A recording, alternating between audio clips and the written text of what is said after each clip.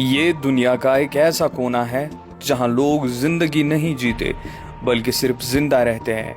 ये दुनिया का एक ऐसा खूबसूरत कैद खाना है जिसे दुनिया अक्सर भूल जाती है। यहाँ के लोग मौत के आने का इंतजार करते हैं क्योंकि डॉक्टर्स नहीं, हॉस्पिटल्स नहीं, एम्बुलेंस नहीं। अगर कोई बीमार हो जाए तो इलाज तक पहुँचने में उसकी सांसें थम जाती है। यहाँ के लोग कहते हैं यहाँ जीना एक जंग है और हर सांस एक इनाम। ये कहानी है दुनिया के एक ऐसे खूबसूरत जगह की जो अपने सबसे भयानक रूप में नजर आती है। बूढ़े, बीमार, प्रेग्नेंट औरतें किसी के मदद का इंतजार नहीं करती बल्कि सिर्फ ऊपर वाले के भरोसे रहती है। जिंदगी नसीब हुई तो जीते हैं या फिर मौत के आने का इंतजार करते हैं। यहाँ मौत चीखती नहीं, बस चुपके से इन वादियों में सांसें थम जाती है। इलेक्ट्रिसिटी यानी बिजली किस भला का नाम है, इन लोगों ने सिर्फ किताबों में पढ़ा है लेकिन देखी कभी नहीं। देखने में तो ये वादी खुशहाल और खूबसूरत नजर आती है लेकिन इसके पीछे की कहानी खौफनाक और भयानक है। इसीलिए लोग इसे फॉरगॉटन वैली या फिर वैली ऑफ डेथ के नाम से जानते हैं।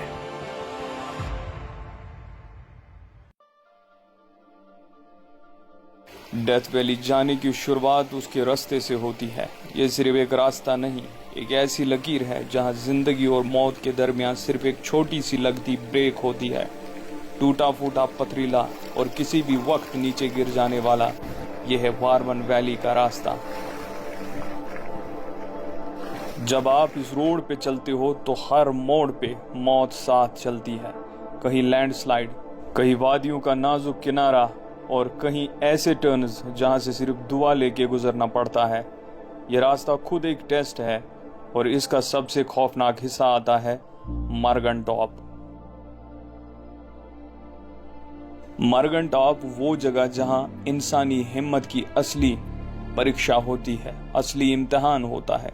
यहाँ धूप में भी बर्फ पड़ती है और सर्दियों में 10 से 15 फीट तक बर्फ जमा हो जाती है।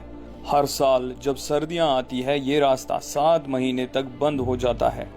न कोई अंदर जा सकता है और ना ही कोई बाहर आ सकता है, और जो लोग अंदर रह जाते हैं वो सिर्फ अपनी तकदीर के हवाले हो जाते हैं।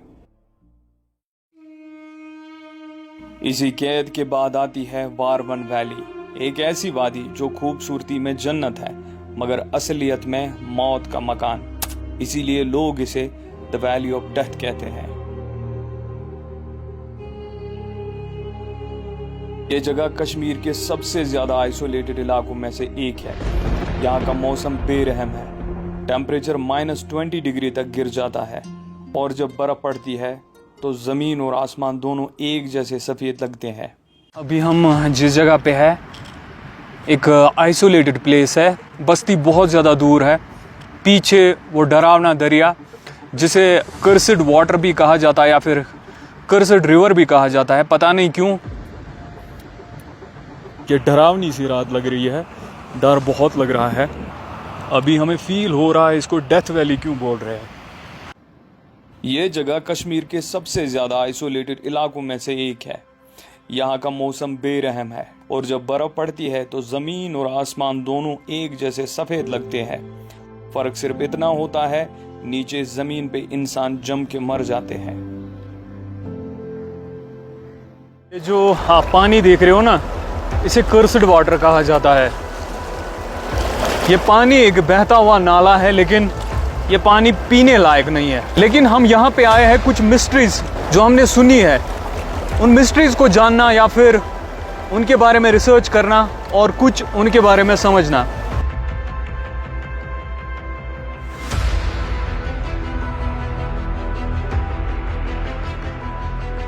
कहते हैं कि डर के आगे जीत है, लेकिन हम जिस जगह पे है यहाँ डर के आगे मौत है, और मौत इतनी खतरनाक कि इंसान चाहकर भी खुद को नहीं बचा सकता।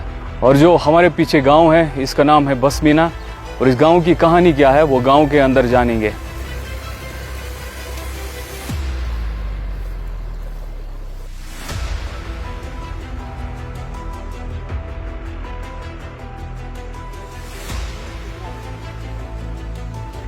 ये मिसाल है मैंने बगल ट्रेकिस में गरीबी क्या क्या देखो आखिर गरीब है सुसु गरीब। अच्छा ये बीमार है सुसु बीमार है ठीक बे अगर लखपत है जबान आसे न सु गो तमि गरीब सही कहा। हाँ, हाँ बिल्कुल। है ना।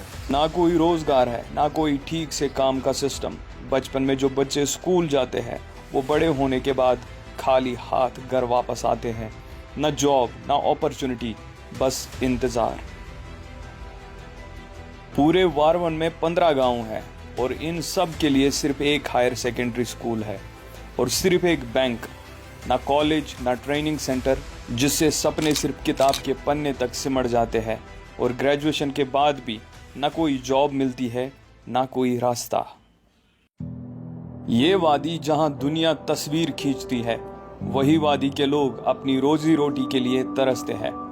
किसी को सुनने वाला नहीं और बोलने वाला भी कोई नहीं।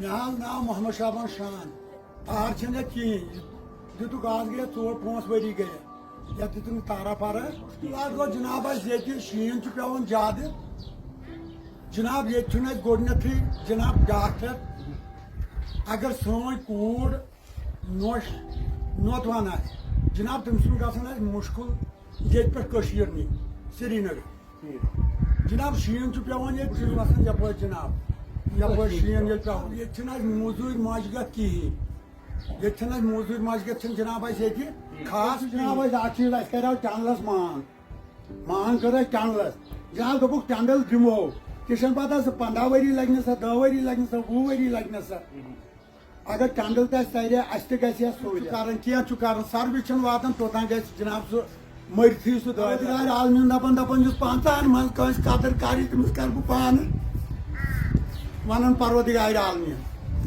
ये मुश्किल गन जनाब राशन कम पम मिलान राशन खास मिलान कह ये क्या बन बह 4 बोझ या 10 बोझ या 15 बोझ तक क्या बन तोनबुल क्विंटल्स या 4 क्विंटल मैस तरन गाड़ी तोतान कोटा थावन ये जमा तमिस पूछन या मत पूछो तो जनाब ग डॉक्टर अत जनान मोहनिस दौद कर मतलब नोतवन जनान मोहन जनाब तमिस ये मुश्किल बचस कोर दौद तोतान जनाब श्रीनगर वात योतान तमिस बचस जू ग जब यहाँ पे बर्फ पड़ती है सारा सिस्टम बैठ जाता है, तब वहाँ पे कोई होता है क्या? जी सर, वहाँ पे एक एनओ होता है, वो लोकल है, वो ऑलरेडी वहाँ पे होता है, वो अपनी ड्यूटी निभाता है। लेकिन बाकी जो डॉक्टर की पोस्ट वहाँ पे कोई और डॉक्टर नहीं आता है। यहाँ तक कि यहाँ पे जो किसी बीमार को, किसी पेशेंट को अगर कोई एक्सरे करना होगा, उस एक्सरे करने के लिए उसको यहाँ से जाना पड़ता है श्रीनगर।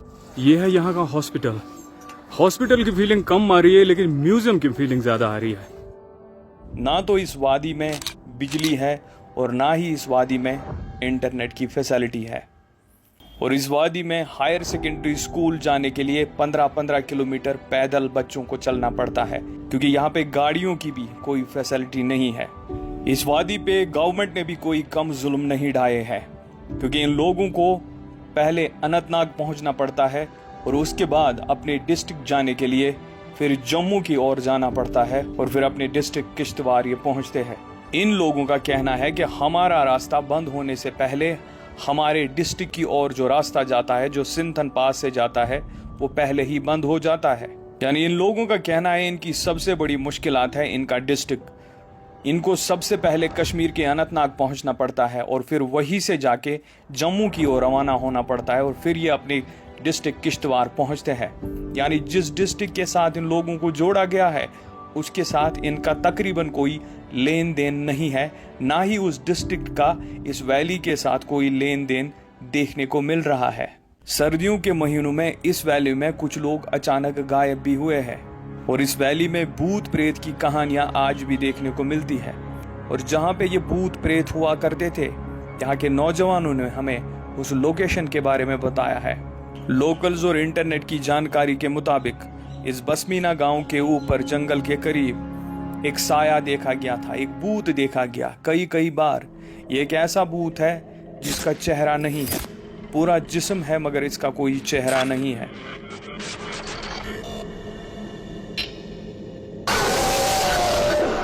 यहाँ की एक दास्तान मशहूर है कि एक लड़का जो जंगल में गुम हुआ, उसकी लाश वापस मिली उसी जगह से जहां पहले तलाशी दी गई थी और चेहरे पे एक मुस्कुराहट थी, जैसे किसी ने उसे छुपा के वापस रख दिया हो। 2014 में 2 ट्रैकर लोग भी इसी रास्ते से वारमन गए, फिर कभी वापस नहीं आए।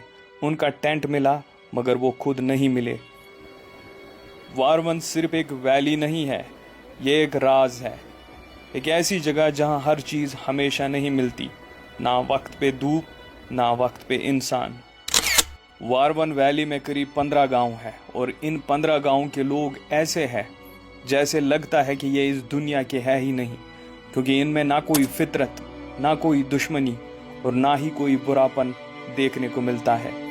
बस सिंपल जिंदगी के साथ इनके अंदर के इंसान भी सिंपल और सादा है।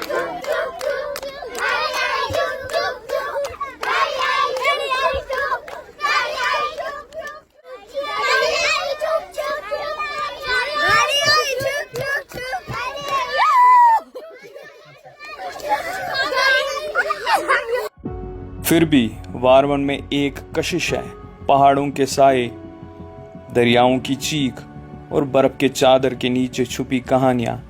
आज भी लोग इस वादी में जाते हैं, पर हर मुसाफिर एक रिस्क उठाता है। हर कदम या तो एक याद बन जाता है या एक मिसाल।